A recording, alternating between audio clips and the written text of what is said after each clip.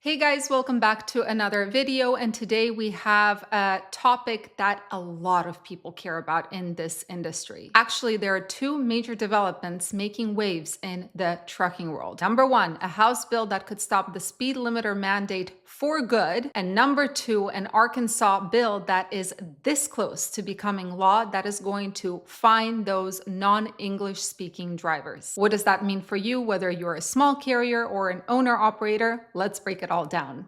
Ready? Let's go.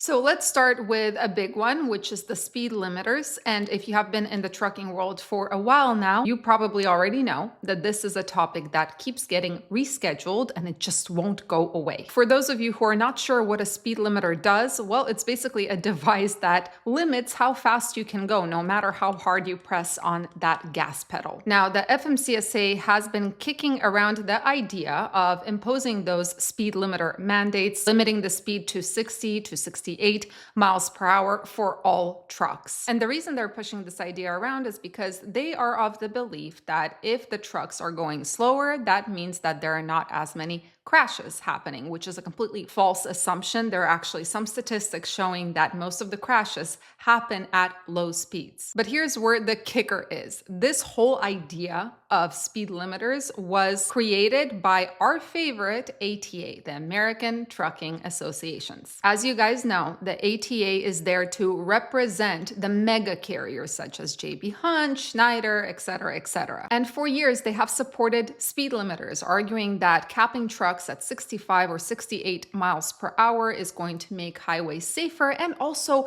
it's going to give you the gift of lower fuel expenses. But the catch is, and I'm not going to get tired of saying this, the ATA represents mega carriers who already voluntarily use speed limiters. So ask yourself why. And I have mentioned this before, a lot of people have.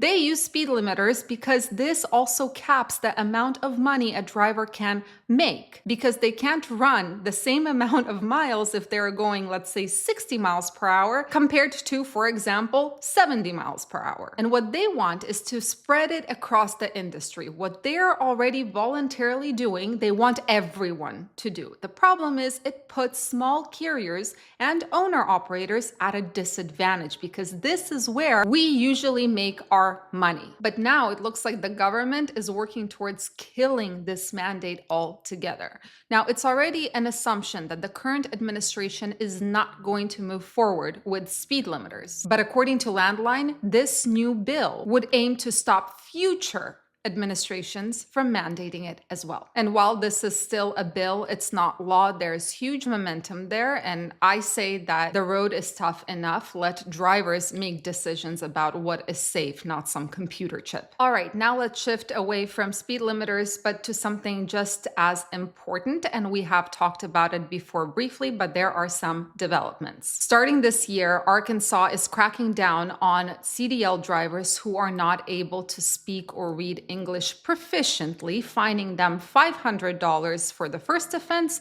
and $1,000 for any subsequent offenses. So again, I know that on this channel we have talked about Arkansas several times, but there's a new development. This bill actually passed on Wednesday, and there was not a single vote against it. The only thing missing right now is Governor Sarah Huckabee Sanders' signature, and then it's law. So let's break down this bill and what it actually does before it becomes law. Number one, I'm gonna read this to you.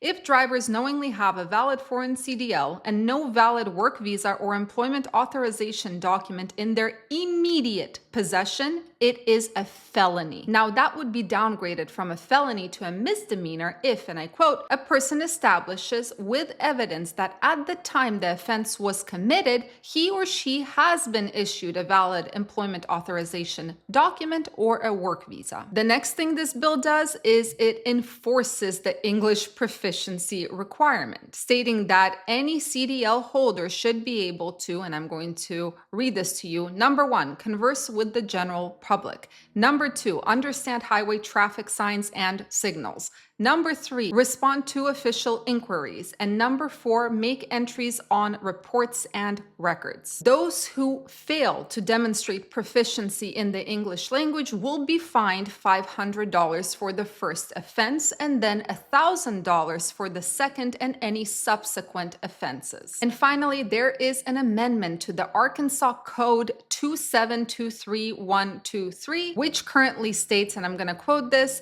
a person may drive a commercial motor vehicle if the person has a CDL issued by any state or province or territory of Canada, as long as they are not suspended, revoked, canceled, or disqualified from driving a commercial motor vehicle. Now that code will change. It will be amended, and not only will require a valid CDL from Canada, but also a valid work visa or valid employment authorization document that is not suspended, revoked, or canceled. So what are the impacts of this bill, considering that it's just 1 millimeter from becoming law? Well, a few things. Number 1, we have B1 visa drivers who are allowed to haul into the United States but are not allowed to haul within the United States. While they do have that visa present, I think there's going to be an extra crackdown on B1 visa drivers because there was another bill, the HB 1569, which did not pass, but it aimed to completely eliminate B1 visa drivers. And while it didn't happen, it shows where Arkansas is at. They're really serious about cracking down on this. Number 2 impact, will truckers start avoiding Arkansas altogether because of this new law? Now, the I-40 is a lifeline for freight, but if you're worried about whether you're going to pass this English proficiency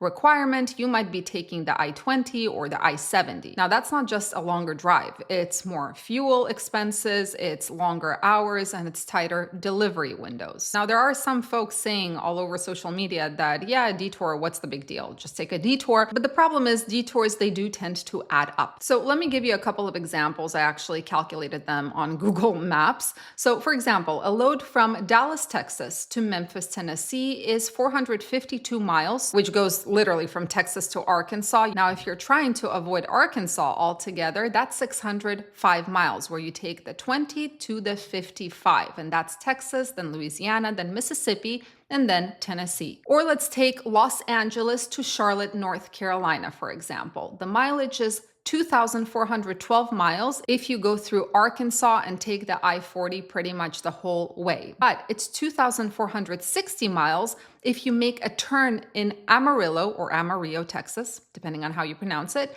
and take the 20. And if you decide to take the 70 instead, that's 2,577 miles. It basically kills your competitive advantage. And finally, the last impact that could happen is, of course, a potential domino effect. Now, Arkansas is the first state to kind of enforce the English proficiency requirement with teeth, but others might follow. And that's when things start getting really interesting, because then avoiding states that require this English proficiency becomes near impossible. So yeah, that's all I have for you guys today. I'm curious to hear your thoughts on this, but let me make a prediction for you. If the Arkansas bill, or what it aims to do, starts spreading to other states, of course, there's going to be some sort of capacity crunch. I predict that the ATA is going to use this to propel the myth of a driver shortage. The only question is how quickly they do so. Anyway, guys, thank you so much for joining and watching. I hope you have a fantastic rest of your Friday, as well as a safe weekend. Stay safe, stay healthy, stay happy, and keep learning. See you guys in the next video.